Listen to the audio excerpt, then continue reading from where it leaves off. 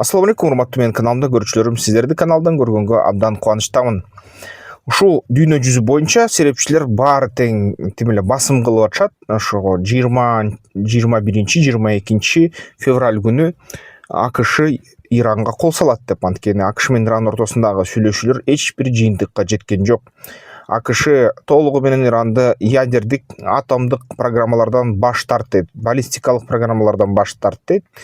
Иран макул болбой жатат жана бизге ошол ядердик технологиялар тынчтык иштер үчүн керек деп болбой жатып, мындай аябай катуу басым жасап өзүлөрү дагы бизде кандай гана жабдыктар болбосо, эмне гана кылбасак ядролук технологиялардын тармагында эч бир силерге бербейбиз, андан баш тартпайбыз деп атышат.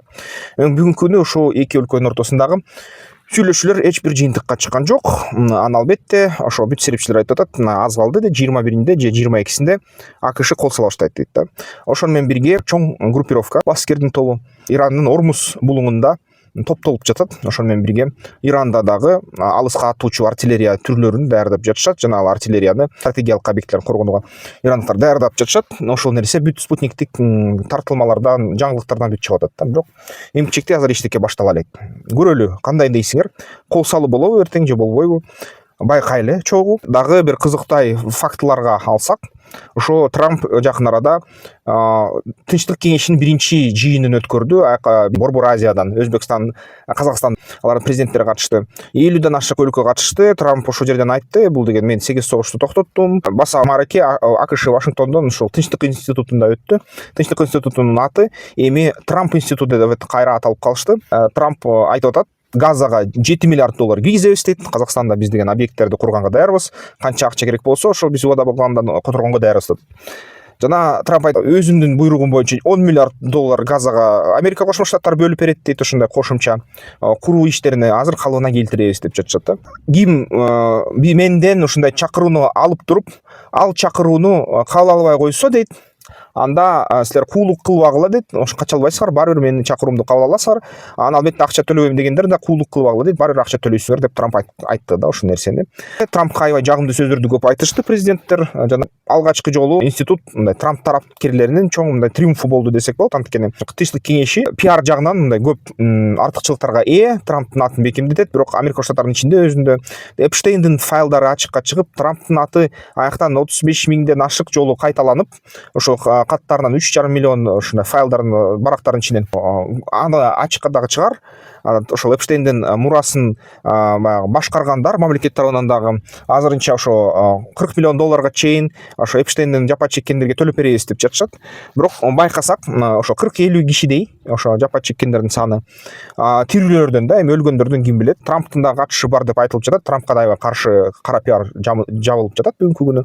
Ошо Эпштейндин файлдардын аркасы менен демократтарга бул аябай сонун эле, оппоненттерине. Бирок тилегине каршы ошолордун демократтардын да атына көп аябай мындай жаман маалымат жаап жатат. Ошон үчүн бүгүнкү күнү мен ойлойм, согушту баштайбыз АКШ Иран менен, анан ушул согуш бир узагыраак уланса, кичине анда саясий иштерди азыраак кылмак. Бирок согуш дагы кымбат нерсе да, элестеткиле. Ошол эле баягы түштүк Найза деген Кариб деңизиндеги АКШнын атайын операциясы Кубанын эмбарго салып Венесуэлага жардам берген аракеттери үчүн жазалоо.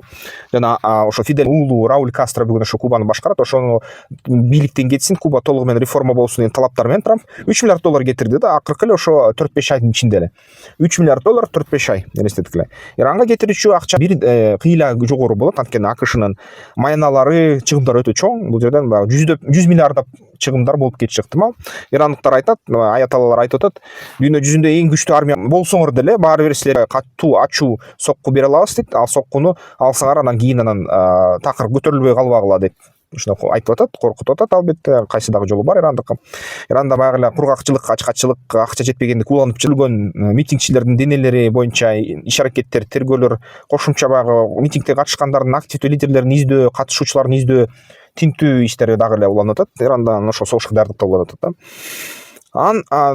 Ошондой азырынча көрөлү кандай эмне болорун да. Анан дагы кичине ар кайсы кызыктуу маалыматтарды кыстыр айтып кетсем, биринчиден ошол Илон Маск, ошо Трамптын тарамташы, азыр болсо баягы же дос эмес, же кас эмес, Трамп менен кичине карым катнаш бузулуп калган. Бирок ошо АКШдагы эң чоң, дүйнөдөгү эң бай адам болду. 800 миллиард акчасы менен триллионго жакындап баратат жана дүйнөдөгү эң чоң салык төлөөчү болуп калды. 500 миллиард доллар салык төлөйт экен да жакын арада. Анан акыркы жолу ушу биринчи 10 миллиард доллар салык төлөдү. Анан тамашалап атат да. Мен ошол салык төлөгөндөн кийин мен ойлодум эле, мага ошо балким салык кызматы АКШнын кандайдыр бир медаль бере же баягы ыраазычылык катын жазып коер беле деп ушундай какшыктап атат. Дагы кызыктуу нерсеси, Трамптын өзүнүн уулу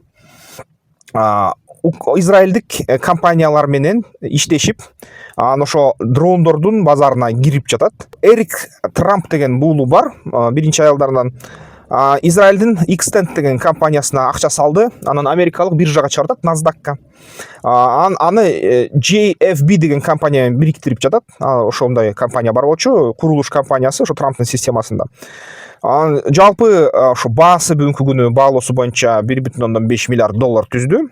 Xtend ошо дрондорду жасайт, жасалма акыл менен коштолгон атайын согуш же болбосо кайтаруу системаларды жасайт. Турелдер автоматтык түрдө аймакты кайтарган кичинекей танктар жасалма интеллект менен, ошол эле дрондор.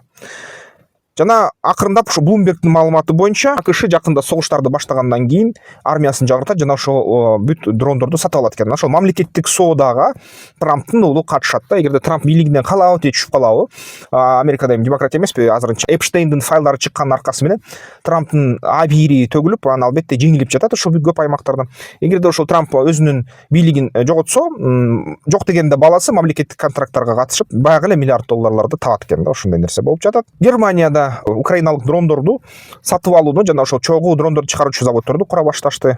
Ушул да кызыктуу нерсе. Жаңы кичинекей ошол дрондорду көп көлөмдө чыгарабыз деп Германия келишимдерге кол койду жана өндүрүштү башташты. Германия Украинага FPV дрондорду көп жайнатып, ушуну жасап берет экен жана өзүнүн армиясына дагы аны колдонмок. Украина бир кызыктуу азыр контр чабуул даярдап жатат. Жакын арада Гуляйполеден украиналык контр чабуулу башталып жатат деген Орусиянын телеграм каналдарында көрдүм. Бул Украина контр чабуулдарга өтүп кеткенин таң калды. Павел Дуров телеграмды түзгөн өзү эле Орусияга аябай колдонушат армияда. Телеграм тек чектетип салды. Ага чейин Орусиянын өкмөтү өзү телеграмга чектетүү киргизген. Ошонун аркасы менен анан армияда өзүнүн ушундай тез маалымат бөлүшүү аспабын жоготуп алган Орусияныкы. Азыр эми ушул Илон Масктын баягы Starlinkтерин өчүрүшү жана ошол Орусиянын эле өкмөтүнүн Роскомнадзор Дискордду өчүрүшү аябай Орусиянын эле армиясына бөгөт маселе туудуруп атат. Орусия армиянын дагы командирлери, аскерлери чаңырып атышат, силер эмне кылганыңар деп. Өзүңөрдүн аскерлериңерге өзүңөр ушундай бут тососуңарбы? Ушундай аябай катуу мындай сүйлөнүп атышат, бирок ошондой нерсе болуп атат да. Эми орусиялыктар бир четинен ушундай чын эле ГЛОНАССты эмнеге колдонбойт деп айтып атышат да. Мисалы үчүн, эмне Орусия Чебурнет деген Чебурашка деген интернет браузерди колдонулбайт. Мисалы үчүн Макс азыр ушу кийгизилип жатат. Эмне үчүн Макс аркылуу ошо координация болбойт деп ушул бүт суроолорду берип атышат да азыр армиялар. Албетте Орусиянын ушу ички системалык проблемалары болсо керек. Чын эле мисалы үчүн инновацияларга кичине кескин көңүл буруш керек болчу. Туура эместиктер болуп кетип атат да Орусия армиясына. Анан дагы кызыктуу жаңылыктарда өтө бүт дүйнө жүзүн күгүрөткөн нерсе бул деген принц Эндрюнун Маунтбеттендин Виндзор Маунтбеттен деген принц болуп атат. Эми баягы ханзада да Улуу Британиянын полицияга бир канча бир саатка 12 саатка 8 саатка кармалыш аябай дүйнө жүзүн дүңкүрөтүүдө. Анткени аны ошо милициясы Британияны кармагандан кийин, түрмөгө отургузгандан кийин бүт королго кайрылганда журналисттер эмне болду, ошо бүтү биле кандай абалда эмне деп ойлоп атасыздар десе, король айтты, ошо ханы Улуу Британиянын айтат, полиция департаментинин астынан, өкмөттүн астынан кандай гана менден кызмат сурабаса, бүт ошол кызматты өтөөгө даярмын деп жооп берди. Жана мыйзам баарынан өйдө туруш керек деп койду. Ошо менен бирге башка ушундай журналисттер айтып атат, аябай көп жолу чалды дейт.